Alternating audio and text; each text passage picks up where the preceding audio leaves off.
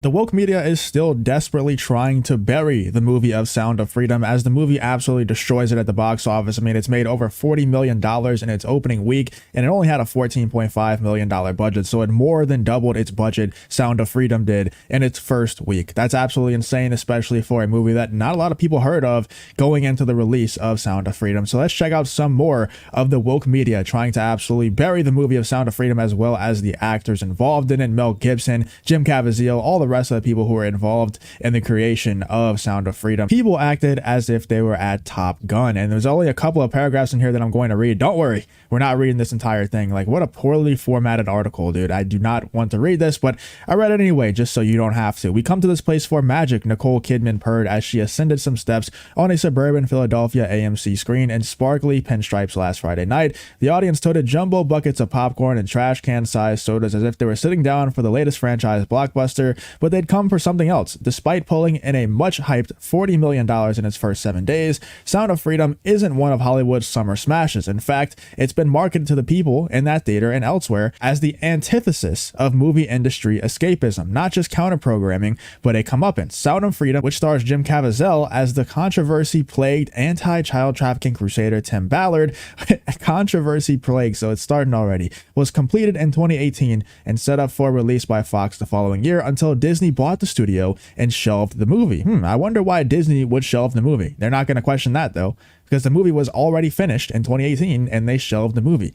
Why else would Disney possibly shelve the movie if it wasn't in alignment with the rest of the woke media? They don't want these things exposed. They don't want these things talked about. That's why Disney wouldn't put out Sound of Freedom back when they first bought it. But it arrived in theaters surrounded by a cloud of innuendo put forth by its star and its noisiest right-wing supporters, conspiratorial insinuations about who doesn't want this story to be told and what real-world traffickers are really up to.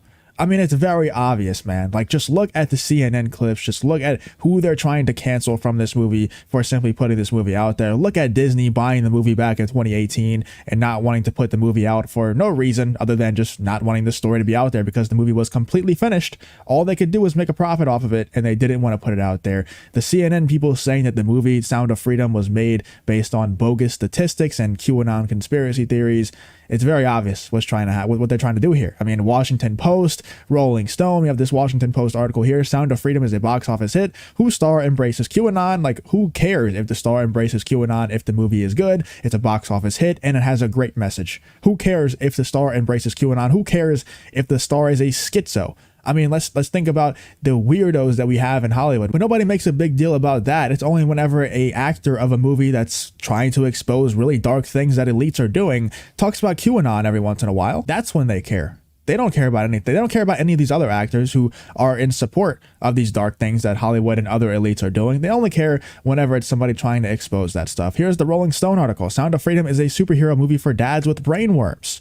It's just, there's a ton of them, and to try to argue that it's just people trying to make up the fact that woke media is trying to bury this movie, such as CNN. We're not making it up. It's very obvious what you're trying to do. We don't have to make it up when we have article after article. We have clip after clip that I can pull up right now. We're not making it up at all. Conspiratorial insinuations about who doesn't want this story to be told and what real-world traffickers are really up to. But the movie darkly hints that there are more well-connected and outwardly respectable variants out there willing to pay six figures and up to what Caviezel's character, who possesses a businessman trying to set up a high-end members-only club for child rapists, called a little PDF file action, although the movie makes no reference to QAnon, here we go again, or its associated conspiracy theories, which only began to leak into the mainstream the year before it was completed. Caviezel has been enthusiastically using his press tour to profess his beliefs in an international black market where a barrel of children's body parts goes for thousands times the price of oil. I don't really understand. Like, if you're giving a movie review, if you're critiquing the movie of Sound of Freedom, like I said, who cares if the guy is an absolutely schizophrenic lunatic? I'm not saying that he is. I think that he's probably telling the truth.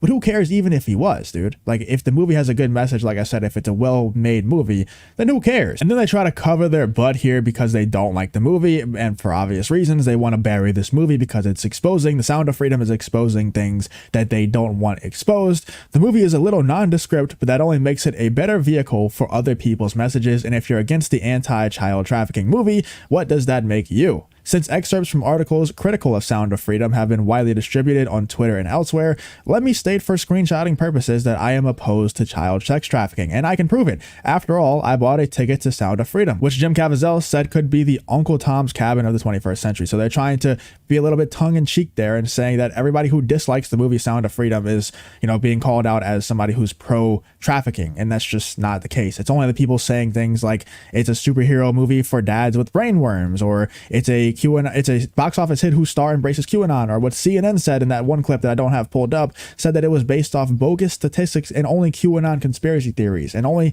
conspiracy theorists could possibly believe that this movie is based on a true story and that there's other stories similar to the Sound of Freedom happening currently. Like, it's crazy to me that they're trying to make us out to seem the weirdos, when in reality they're the ones that are denying what a movie is based on a true story, that there are other true stories that are similar to what's happening in Sound of Freedom. It's wild to me that the woke media is trying so very hard to bury this movie, but at the same time, man, it's pretty on par for them. What the crazy part to me is how open they're being about it. It's not crazy to me that they're trying to bury this movie. It's very obvious why they would do that. Let me know what you think about all of these articles coming out. This one is from Slate, the one that we went over today. The newer one, let me know what you're thinking about all these articles trying to bury the Sound of Freedom. And what do you think about the Sound of Freedom's massive success at the box office? Let me know what you're thinking about the whole Sound of Freedom situation.